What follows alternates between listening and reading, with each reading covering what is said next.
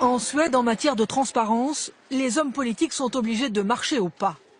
Un scandale comme l'affaire Fillon, inimaginable. D'ailleurs, ça fait bien rire les Suédois. Ça ne pourrait pas arriver en Suède. On sait précisément ce que font les gens ici. Donc, oui, c'est vraiment drôle. Ici, tout est transparent. Vous pouvez connaître les revenus de vos voisins, des hommes politiques. La Suède, c'est le pays où une ministre, Mona Sahlin, a été obligée de démissionner en 1995. Elle avait utilisé sa carte bancaire professionnelle pour 1 000 € de dépenses privées. J'ai acheté des couches-culottes, du Toblerone et un paquet de cigarettes. Ici, on ne plaisante pas avec l'argent public. Alors, au Parlement de Stockholm, l'affaire Fillon provoque la stupéfaction de ce député de gauche, Stig Henriksson, 40 ans de carrière politique.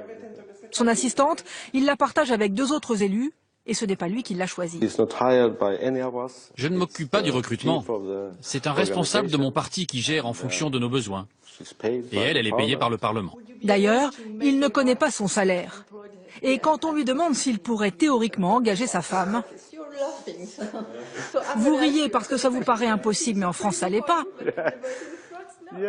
Oui, ça c'est vraiment fou. Parce que, en Suède, si on a besoin de recruter quelqu'un, eh bien on passe une annonce, comme dans n'importe quelle entreprise. Ce n'est pas interdit de recruter un proche, mais ça ne se fait pas. Et les dépenses des élus sont strictement contrôlées. Dans ce formulaire, Stig Henriksson doit justifier chaque centime engagé, frais d'hôtel, repas, essence. Et contrairement à ses homologues français, pas d'enveloppe à utiliser librement pour ses frais de représentation. Il pioche dans ses 6 000 € de salaire mensuel. La transparence est inscrite dans la Constitution suédoise. À notre poste, on doit faire preuve d'une grande rigueur morale. Mais le système est encore plus efficace. On sait qu'on risque de se faire attraper. Et en Suède, on sait qu'on peut se faire attraper. C'est très bien. Et le contrôle, ce sont les citoyens qui peuvent l'exercer. Les Suédois, s'ils le veulent, peuvent venir consulter les dépenses de leurs élus. Ça se passe ici, au cœur du quartier des ministères, et un bureau spécial a été créé pour cela. Nous avons fait l'essai.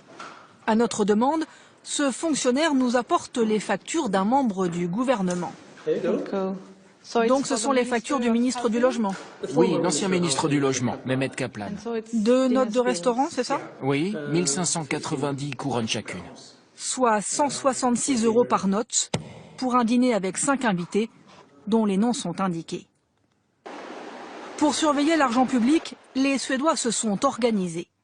Christian Ekström préside une association de contribuables. Il est devenu le gendarme des dépenses nationales pour une bonne raison. On paye des impôts très élevés en Suède. Donc c'est important de surveiller comment les hommes politiques dépensent notre argent. Et de leur dire, vous avez le pouvoir, mais on vous contrôle. Et si vous gaspillez l'argent des contribuables, on sera sur votre dos. Un système qui fait ses preuves. La Suède se classe chaque année dans le top 5 des pays les moins corrompus au monde.